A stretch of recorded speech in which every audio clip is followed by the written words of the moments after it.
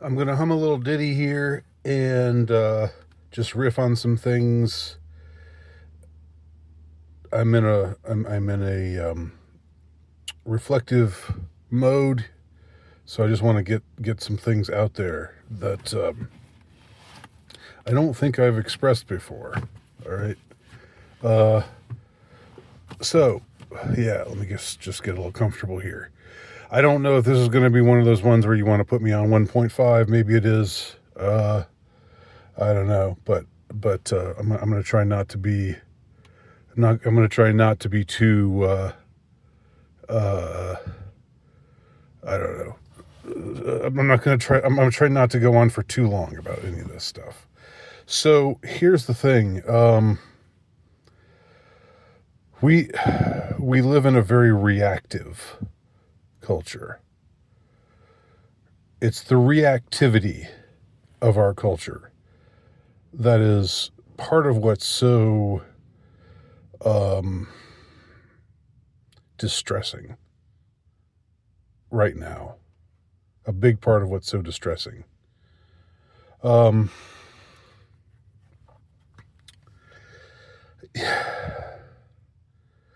it's like of course this was all prompted, this was prompted by watching the Joker sequel and seeing the fallout from the Joker sequel, seeing what people are saying about it, and seeing what the sort of anti-woke critics, movie critics, whom I gravitate towards because I'm as anti-woke as anyone, are saying about it. And it's annoying to me how this has to be part of that whole woke, anti-woke thing. Like, Todd Phillips was a hero when he made the first Joker, but now he's a turncoat because this new movie is just, it just came out. Well, it only came out today, really, and it was sort of pre-released yesterday, so it's just coming out, and already there's just this massive reactive response. When I say reactive, I'm using the word in a way that some people use the term reactionary, but when people use the term reactionary and use it in this way, what they mean is reactive. And what I mean by reactive is almost like a reflexivity. The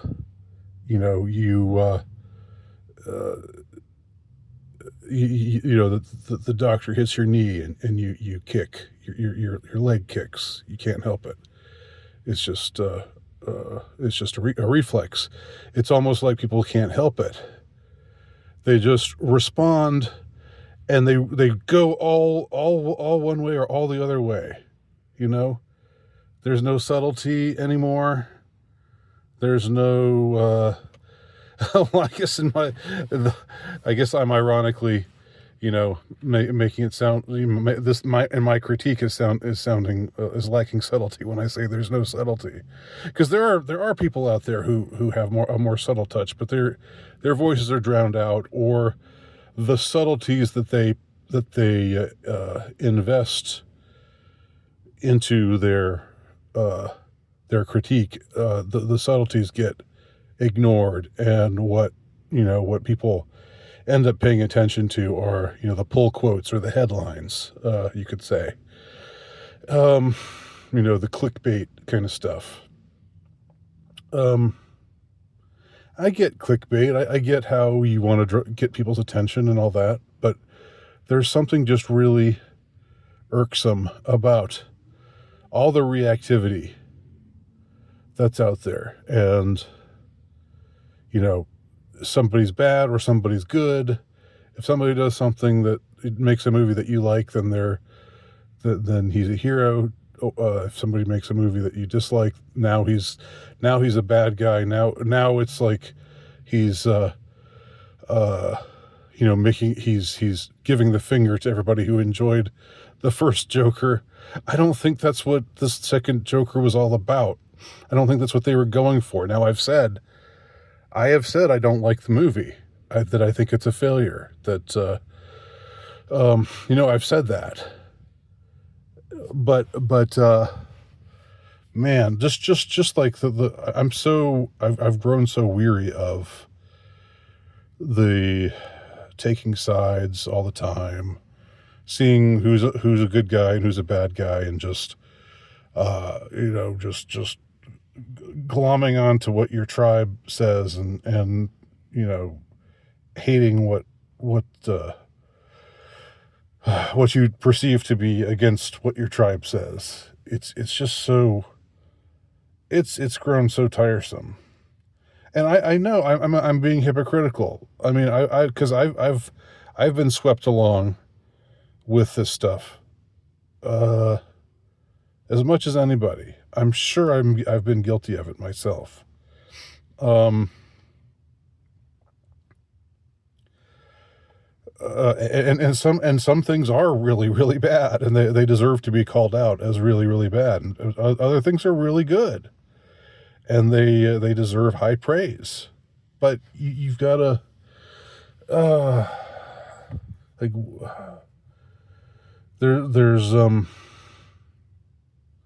there's just a problem with this.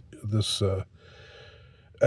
it maybe just something that's inherent to social media?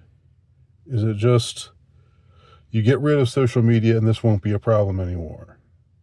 I think it might be, or if it, if it still is a problem, it's not going to be as much of a problem. Before the age of social media, you had to wait. You know, you you found out what the reviews. Well, before the age of the internet, if we're just going to stick with talking about movies, you had to wait to find out what all the critics think of a particular movie, and you'd have to go to the library. You can find out what the critic who writes for your local newspaper thinks, but in order to find out what other people are saying about it, you have to go to I don't know, more some library that has newspapers from other cities, like a big college library or something that would have all kinds of media. You'd have to, uh, it, or I guess you'd have people on TV saying things or whatever. But as far as just getting this aggregate of finding out, oh, everybody hates it. This person hates it. This person hates it. This person hates it. I mean, they're coming for Joker too. They really are. They're. It's like blood in the water, and and they're going after it. And it deserves to be criticized. I've said that, and I criticized it, but I don't think it's as bad as they say it is. And I don't think it means that Todd Phillips is a turncoat, or that he's gone from anti-woke to woke, or he just wants to. I mean, I think he wants. I think he tried to write a story that did something interesting with the original story, in conjunction with the original story, and it was a gutsy thing, but I don't think it ultimately worked, even though there were lots of interesting aspects to it. But this isn't even about Joker 2. I mean, everything is a flash in the pan. A few days from now, people won't be talking about the Joker sequel. It's just about the way everything is, the way art gets dissected today. And I don't know what the answer is unless it's just get rid of social media.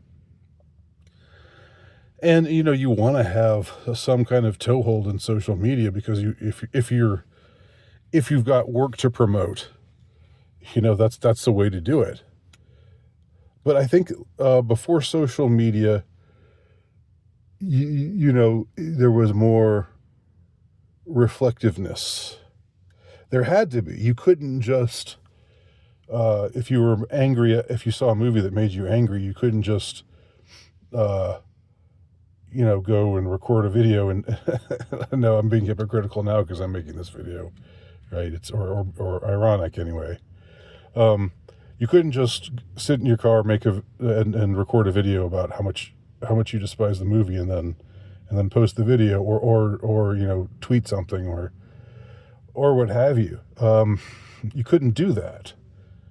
The most you could do to vent would be to talk to your friends about it. And if you're going to write something about it, it would be harder to get it into print. You'd have to have connections with some print journal, and I don't know. And so there wouldn't be so many people just going with their initial impulse. People, there wouldn't be so much people just kicking when the doctor hits their knee with his little little instrument, whatever it is, the little thing that he tests your reflexes with. It wouldn't be like that. It would be anything that would be heard about a work of art, or about some cultural doing or other, would be mediated through you'd have to sit with it, you have to digest it, you'd have to roll it around in your mind, and your response would be, whether it's positive or negative, would be more thoughtful, and you would leaven your response with you would mitigate if it's positive, you'd mitigate it with certain things that weren't so good, or vice versa. If your assessment was negative, you'd also think, well, but I also have to give credit for blah blah blah, for this and that. But today, even people whose responses are mitigated, it's like people just go with the most extreme take, the most the sexiest take, the most sensational take. This is, if it bleeds, it leads. This is that notion, that principle, to the nth degree. And I think we've missed something. I think it's made us into it's a big part of what's created this mess that we're living in now. And I also just think, like, yes, we know who started. If you're conservative, that your side didn't start this this castigating dissident opinion as not worthy of being heard, or this tendency to ban or to cancel people for having the quote unquote wrong opinion. If you're conservative, or if you're just honest, that originated with the left. That. But the thing is, somewhere along the way, somebody's got to be the bigger man. And so, you can say, and this, I'll just end on this thought so this video doesn't go on too long. You can say, well, the other side is doing this, so we need to do it too. Because otherwise, they'll just eat us alive. And I guess there's a kind of, like, with politics, but I don't care about politics. I'm not talking about politics here. And I think politics is disgusting. But I get how, there it's all, it's all people are out for blood, and you got to hit them with the bottom line. I've been subjected to the same political ads, the same presidential ads that everybody else has, who doesn't have ad block, and I don't have ad block because I don't think it's worth.